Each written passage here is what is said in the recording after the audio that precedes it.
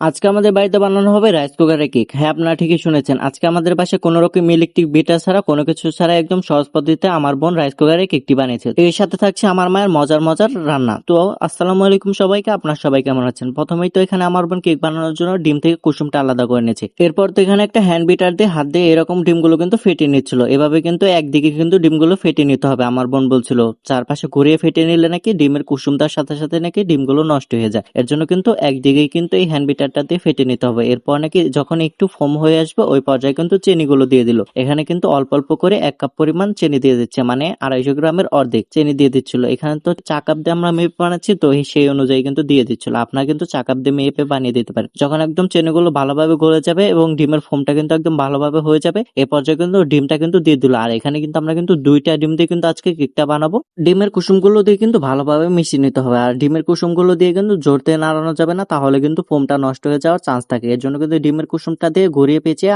হালকা হালকা করে একদম ভালো করে মিশিয়ে নিতে হবে। এই তো দেখুন আমরা কিভাবে মিশিয়ে নিলাম, এইভাবেই কিন্তু আপনারা মিশিয়ে নেবেন। এরপর তো আমার বোন ওই চা কাপ দিয়ে কিন্তু 1 কাপ পরিমাণ ময়দা নিল আর 1 চামচ পরিমাণ বেকিং পাউডার নিয়ে নিল। এগুলোই কিন্তু দিয়ে এভাবে কিন্তু হালকা একদিকে ঘুরিয়ে কিন্তু মিশিয়ে নিতে হবে। দেখুন তো আমার বোন কিভাবে ঘোরাচ্ছে, এভাবে কিন্তু ঘুরিয়ে আপনারা পারফেক্ট একটা কেক তৈরি করতে পারবেন। আর আপনাদের কিন্তু দেখানো হয় না, এখানে কিন্তু ভ্যানিলা এসেন্স এবং সামান্য পরিমাণ কিন্তু তেলও দেওয়া হয়েছিল। ওইটা আমার ভিডিও ক্লিপ নিতে মনে ছিল না, তো এ পর্যায়ে বলে দিলাম। এরপরে ডিমের ফোমের সাথে ময়দাগুলো মিশানো হয়ে গেল, তো কেক বানানোর জন্য একটা টিফিন কাপ বাটি নিয়ে নিল। ওই বাটিতে কিন্তু তেলটা ব্রাশ করে একটা কাগজ দিয়ে দিল এবং এরপর তো কেকের ব্যাটারটা উপর থেকে আস্তে আস্তে কিন্তু ঢেলে দিচ্ছিল। এখানে কিন্তু আপনার তাড়াতাড়ি করতে যাবেন না, তাহলে কিন্তু কেকের ভিতর অনেক বাবল থাকতে পারে এবং কেকটা কিন্তু ভালোভাবে ফুলবে না। এরপর তো এখানে একটা রাইস কুকার নিয়ে নিল এবং রাইস কুকার নিচে কিন্তু পানি দিয়ে দিয়েছি এবং সেই পানিগুলো কিন্তু গরম করে নিল। পানি যখন গরম হয়ে যাবে ওই পর্যায়ে কিন্তু এই কেকের বাটিটা দিয়ে দিল। পানির উপরে কিন্তু যে রাইস কুকার ছিদ্রযুক্ত বাটিটা থাকে ওইটার উপরে কিন্তু এই বাটিটা বসিয়ে দিল। এরপরে তো এখানে ঢাকনা দিয়ে ঢেকে দিল এবং কাপড় দিয়েও কিন্তু মরিয়ে দিয়েছে। কাপড় দিয়ে না মরিয়ে দিলে কিন্তু রাইস কুকার ঢাকনাটা কিন্তু নড়াচড়া করবে, এর জন্য কিন্তু কেকটা কিন্তু ভালোভাবে হবে না। এই তো 10 মিনিটের ভিতরেই কিন্তু আমাদের কেকটা ফুলে গেছে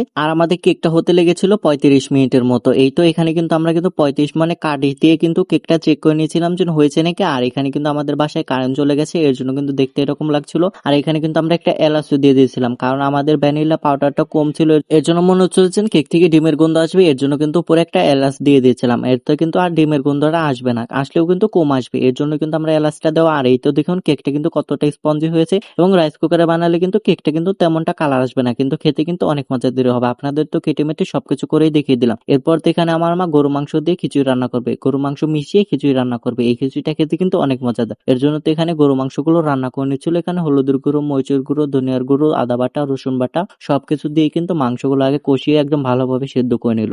এরপর থেকে খিচুড়ি রান্না করবে, এর জন্য কিন্তু খিচুড়িটা সবকিছু মশলা দিয়ে কিন্তু মাখিয়ে এরপর রান্না করে নিচ্ছিল। আর এই পর্যায়ে যখন একটু পানি গরম হয়ে আসবে এই পর্যায়ে কিন্তু মাংসগুলো দিয়ে দিল। আর এখানে কিন্তু আমি খেয়ে নিচ্ছিলাম। তো খিচুড়িটা এবং কেকটা কিন্তু আজকে খেতে অনেক মজাদার হয়েছিল। তো আজকে এই পর্যন্ত, কি আল্লাহ হাফেজ।